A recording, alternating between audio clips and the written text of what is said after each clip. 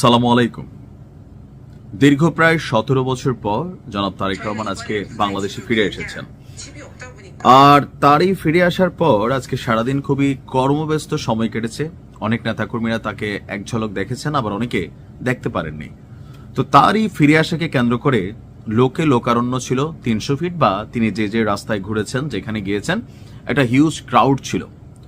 তো ঠিক বাংলাদেশে যখন তিনি প্রত্যাবর্তন করেছেন, গেল কিছুক্ষণ আগে আন্তর্জাতিক গণমাধ্যম, শক্তিশালী গণমাধ্যম হিসেবে যাদেরকে আমরা কাউন্ট করি, বিবিসি এবং রয়টার্স, জনাব তারেক রহমানকে নিয়ে একটা প্রতিবেদন প্রকাশ করেছেন। আর এই প্রতিবেদনের পর জামাতের মধ্যে কিছুটা টেনশন দেখা দিয়েছে, অনেকের মধ্যেই খুশির বার্তা হিসাবে এটাকে দেখছেন। তো কি আসলে সেই প্রতিবেদন, যেটা নিয়ে বিবিসি রয়টার্সের প্রতিবেদনকে বিএনপির নেতাকর্মীরা মিষ্টি বিতরণের মতন মনে করছেন, আবার জামাত কিছুটা টেন্সড আছেন। আসুন দেখি। জাতীয় নির্বাচনের আগে তারই প্রত্যাবর্তনকে গুরুত্ব দিয়ে প্রতিবেদন প্রকাশ করেছে প্রভাবশালী আন্তর্জাতিক গণমাধ্যম রয়টার্স এবং বিবিসি। দুই গণমাধ্যমই তাকে বাংলাদেশের অন্যতম সম্ভাব্য প্রধানমন্ত্রী হিসাবে উল্লেখ করেছে। অর্থাৎ আগামী জাতীয় নির্বাচনে বিএনপি বিজয়ী হবে এবং জনাব তারেক রহমান তিনি সম্ভাব্য প্রধানমন্ত্রী হিসাবে ইতিমধ্যেই আন্তর্জাতিক গণমাধ্যমে আলোচনায় এসেছেন। বিবিসি এবং রয়টার্সের প্রতিবেদনটি বলছে, বাংলাদেশের পরবর্তী প্রধানমন্ত্রী হওয়ার দৌড়ে এগিয়ে থাকা নেতা তারেক রহমান প্রায় 17 বছর পর দেশে ফিরেছেন। গুরুত্বপূর্ণ জাতীয় নির্বাচনের আগে তার দেশে ফেরা রাজনৈতিকভাবে তাৎপর্যপূর্ণ বলে মনে করা হচ্ছে। 60 বছর বয়সে তারেক রহমান প্রভাবশালী জিয়া পরিবারের সদস্য। তিনি সাবেক প্রধানমন্ত্রী খালেদা জিয়ার ছেলে এবং বর্তমানে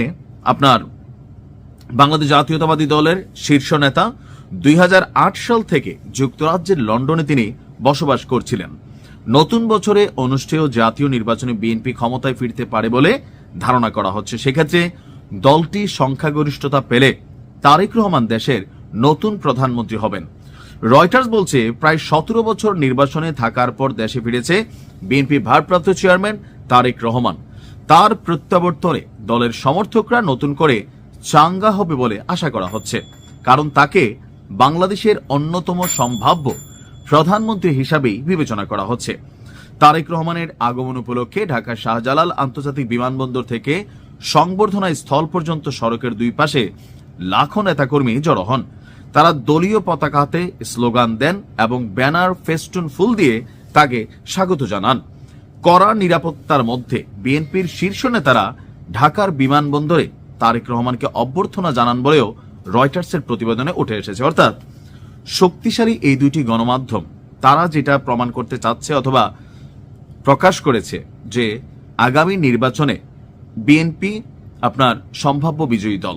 আর এটার মূল কারণ হিসেবে তারা মনে করছে যে তারেক রহমানের অনুপস্থিতিতে বিএনপির যে রাজনৈতিক ধারা ছিল বা মাঠের রাজনীতিতে বিএনপি অনেক কিছু কন্ট্রোল করেছে, আবার অনেক কিছু কন্ট্রোল করতে পারে নাই। আবার মিডিয়াতেও বিএনপির আজকে আপনি দেখেন গেল 2 দিন জনাব তারেক রহমান প্রতি মিনিটে কি করছেন এটা নিয়ে যতগুলো নিউজ হয়েছে গেল 15-16 মাসে, আমার মনে হয় না জামাতকে নিয়ে, জামাতের যিনি আমির আছেন শফিক সাহেবকে নিয়ে অথবা সার্জিস হাসনাতকে নিয়ে এই 14 মাসে এতগুলো নিউজ হয়েছে। গত 2 দিনে তারেক রহমানকে মিডিয়া যেভাবে কাভারেজ দিচ্ছে, এর পাশাপাশি সারা বাংলাদেশের বিএনপির কর্মী সমর্থকরা যেমন ঝিমিয়ে পড়ছিলেন, পোতায় গেছিলেন, তারা নতুনভাবে উজ্জীবিত হয়েছে। আর এইটার ইফেক্ট আগামী ভোটে পড়বে। দেখা যাক কি হয়। ভালো থাকুন।